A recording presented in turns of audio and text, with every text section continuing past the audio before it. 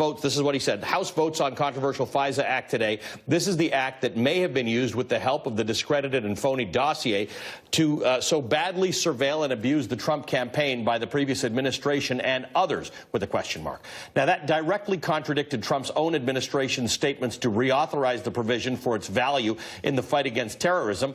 90 minutes later, the president walked back those comments by tweeting, "With that being said, I have personally directed the fix to the unmasking process since taking office, and today's vote is about foreign surveillance of foreign bad guys on foreign land. We need it. Get smart." But the damage had been done in the eyes of some lawmakers.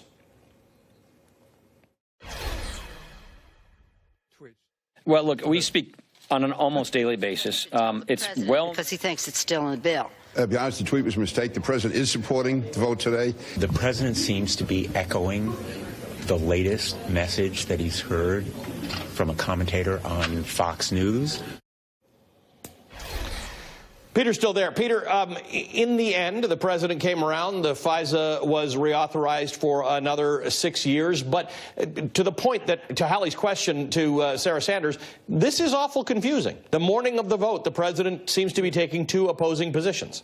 It was not just two opposing positions, a position that was opposing to the White House's position that we received in a statement from the White House last night. There was plenty of confusion here. Sarah Sanders can press it off and suggest it was only reporters who were confused, but it wasn't just reporters. The Chief of Staff, John Kelly, hustling up to the Hill alongside the Legislative Affairs Director, Mark Short, short-stopping lawmakers before that vote happened today. Paul Ryan having a call with the president before the vote took place today as well. The bottom line is it not only created confusion, it jeopardized what those members of the intelligence community view as a critical effort to secure America's security around the globe right now. Here's the exchange that my colleague, Hallie Jackson, had with Sarah Sanders a short time ago. His tweet today was confusing. It was contradictory. It just was. So how are people supposed to trust, not us as reporters, but lawmakers, stakeholders, policymakers, that the people representing the president's position actually are? I think that the premise of your question is completely ridiculous and shows the lack of knowledge that you have on this process. I've tried several times. I'll do it a 10th time here.